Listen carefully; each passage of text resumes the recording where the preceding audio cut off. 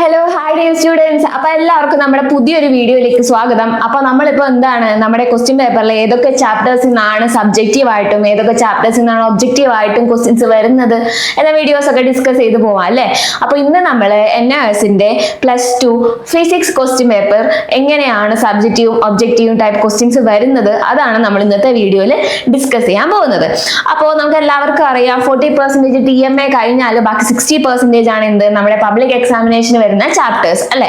അപ്പൊ അതില് ആ ചാപ്റ്റേഴ്സിൽ 50% ആണ് എന്ത് ഒബ്ജക്റ്റീവ് ടൈപ്പ് ആയിട്ടും 50% ആണ് എന്ത് സബ്ജക്റ്റീവ് ടൈപ്പ് ആയിട്ടും ക്വസ്റ്റ്യൻസ് വരുന്ന ചാപ്റ്റേഴ്സ്. അപ്പൊ നമ്മുടെ ഫിസിക്സിന്റെ കാര്യത്തിൽ 9 ലെസൺസ് ആണ് എന്ത് ഒബ്ജക്റ്റീവ് ആയിട്ടും 9 ലെസൺസ് ആണ് സബ്ജക്റ്റീവ് ആയിട്ടും ക്വസ്റ്റ്യൻസ് വരുന്നത്. ഒബ്ജക്റ്റീവ് ടൈപ്പ് ക്വസ്റ്റ്യൻസ് എന്ന് പറഞ്ഞാൽ നമ്മുടെ 1 മാർക്കിന് ചോദിക്കുന്ന match the following true or false, അതുപോലെ fill in the blanks, multiple choice questions, അതൊക്കെയാണ് എന്ത് നമ്മുടെ ഒബ്ജക്റ്റീവ് ടൈപ്പ് ക്വസ്റ്റ്യൻസ് എന്ന് പറയുന്നത്. അതുപോലെ തന്നെ സബ്ജക്റ്റീവ് ടൈപ്പ് എന്താണ് നമ്മുടെ 5 മാർക്കിന് 3 മാർക്കിനൊക്കെ ചോദിക്കുന്ന ചോദ്യങ്ങളില്ലേ, നമുക്ക് എഴുതാൻ short answer long answer questions ആണ് എന്ത് നമ്മുടെ സബ്ജക്റ്റീവ് ടൈപ്പ് ക്വസ്റ്റ്യൻസിൽ വരുന്നത്. അപ്പൊ ഏതൊക്കെ ചാപ്റ്റേഴ്സ് ആണ് ഒബ്ജക്റ്റീവ് ഇമ്പോർട്ടൻസ് കൊടുക്കേണ്ടത്, ഏതൊക്കെ ചാപ്റ്റേഴ്സിനാണ് സബ്ജക്റ്റീവ് ഇമ്പോർട്ടൻസ് കൊടുക്കേണ്ടത്, അതാണ് നമ്മൾ ഇന്ന് വീഡിയോയിൽ ഡിസ്കസ് ചെയ്യാൻ പോകുന്നത്. അപ്പൊ നമുക്ക് എന്തായാലും ഏതൊക്കെയാണ് ചാപ്റ്റേഴ്സ് എന്ന് നോക്കാം. അപ്പോൾ നമ്മുടെ ഫിസിക്സിലെ ഫസ്റ്റ് ചാപ്റ്റർ എന്ന് പറയുന്നത് നമ്മൾ ആദ്യം ഒബ്ജക്റ്റീവ് ആണ് ഡിസ്കസ് ചെയ്യാൻ പോകുന്നത്. ചാപ്റ്റർ 3 ലോസ് ഓഫ് മോഷൻ എന്താണ് ഒബ്ജക്റ്റീവ് ടൈപ്പ് ക്വസ്റ്റ്യൻസ് വരുന്ന ഒരു ചാപ്റ്റർ ആണ്. അതുപോലെ തന്നെ ചാപ്റ്റർ 9 പ്രോപ്പർട്ടീസ് ഓഫ് ഫ്ലൂയിഡ്സ്, അതെന്താണ് നമുക്ക് ഒബ്ജക്റ്റീവ് ടൈപ്പ് ക്വസ്റ്റ്യൻസ് വരുന്ന ഒരു ചാപ്റ്റർ ആണ് എന്ത് പ്രോപ്പർട്ടീസ് ഓഫ് ഫ്ലൂയിഡ്സ്.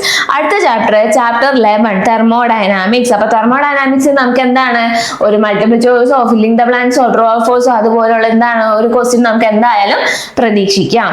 അതുപോലെ തന്നെ chapter 14 wave phenomena, 15 electric charge and electric field, 17 electric current. അടുത്തത് 21ാമത്തെ ചാപ്റ്റർ എന്താണ് dispersion and scattering of light.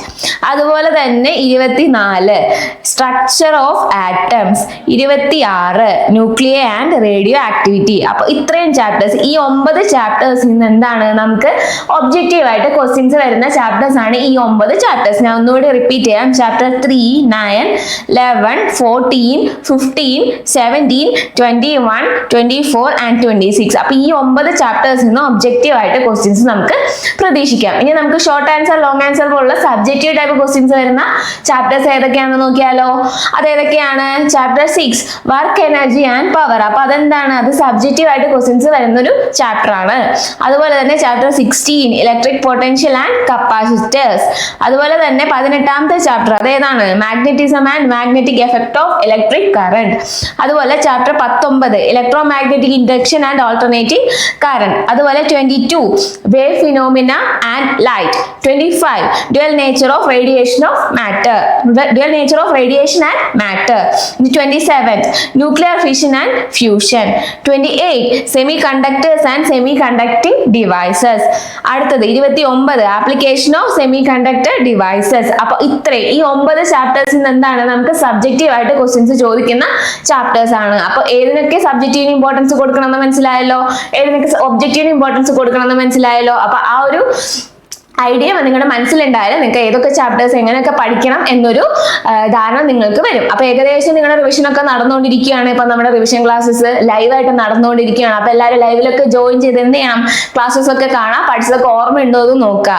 അതുപോലെ തന്നെ നമുക്ക് ഈ വീഡിയോയിൽ എന്തെങ്കിലും ഡൗട്ട് ഒക്കെ ഉണ്ടെങ്കിൽ നമുക്ക് എന്ത് ചെയ്യാം, ഈ വീഡിയോയിൽ കമന്റ് ചെയ്യാം. അപ്പൊ നമ്മൾ ഈ ലൈവിൽ എല്ലാവരും ജോയിൻ ചെയ്യുക. അതുപോലെ തന്നെ നമ്മുടെ അക്കാദമിയിൽ ജോയിൻ ആവാത്ത കുട്ടികളുണ്ടെങ്കിൽ നമുക്ക് ഇനിയും ക്രാഷ് കോഴ്സിൽ ജോയിൻ ചെയ്താൽ നമ്മുടെ എന്താണ് ക്ലാസ്സസ് ഒക്കെ പ്രൊവൈഡ് ചെയ്യുന്നതാണ്, മെറ്റീരിയൽസ് അവൈലബിൾ ആണ് അല്ലെ. അപ്പൊ അതൊക്കെ യൂസ് ചെയ്ത് നമുക്ക് എന്താണ് പഠിക്കാൻ പറ്റും. അതുപോലെ തന്നെ ഇതുപോലുള്ള യൂസ്ഫുൾ ആയിട്ടുള്ള വീഡിയോസ് ഒക്കെ കാണുന്നുണ്ടെങ്കിൽ നമ്മുടെ യൂട്യൂബ് ചാനൽ ഫ്യൂച്ചർ പ്ലസ് അക്കാദമിയുടെ യൂട്യൂബ് ചാനൽ സബ്സ്ക്രൈബ് ചെയ്യുക. അതുപോലെ തന്നെ നമ്മുടെ നോട്ടിഫിക്കേഷൻ എല്ലാം കറക്റ്റ് സമയത്ത് കിട്ടാൻ വേണ്ടിയിട്ട് വാട്സപ്പ് ഗ്രൂപ്പിലും ടെലഗ്രാം ഗ്രൂപ്പിലൊക്കെ ജോയിൻ ചെയ്യാം. അതുപോലെ തന്നെ നമ്മുടെ ഗൈഡ് ബുക്സിന്റെ കാര്യം പറഞ്ഞാൽ നമ്മുടെ ഫ്ലിപ്കാർട്ട്, ആമസോൺ പോലുള്ള പ്ലാറ്റ്ഫോമുകളിൽ നമ്മുടെ ഗൈഡ് ബുക്സ് അവൈലബിൾ ആണ്. അപ്പൊ അതിൽ നിങ്ങൾക്ക് അത് പർച്ചേസ് ചെയ്യാൻ സാധിക്കും. അപ്പൊ എല്ലാവരും നന്നായിട്ട് പഠിക്കുക, അതുപോലെ തന്നെ പഠിച്ച് റിവിഷൻ ചെയ്യുക, പറഞ്ഞ മാർക്കിനൊക്കെ ഇമ്പോർട്ടൻസ് കൊടുത്ത് പഠിച്ച് പോവുക. അപ്പൊ എല്ലാവരും നന്നായിട്ട് എക്സാം ഒക്കെ അറ്റൻഡ് ചെയ്ത് നല്ല മാർക്ക് വാങ്ങി പാസ്സാവുക. അപ്പൊ നമുക്ക് ഇതുപോലുള്ള വീഡിയോസിൽ ഇവിടെ വീണ്ടും കാണാം. അപ്പൊ എല്ലാവരും നന്നായിട്ട് പഠിക്കുക. എല്ലാവർക്കും all the best. Thank you.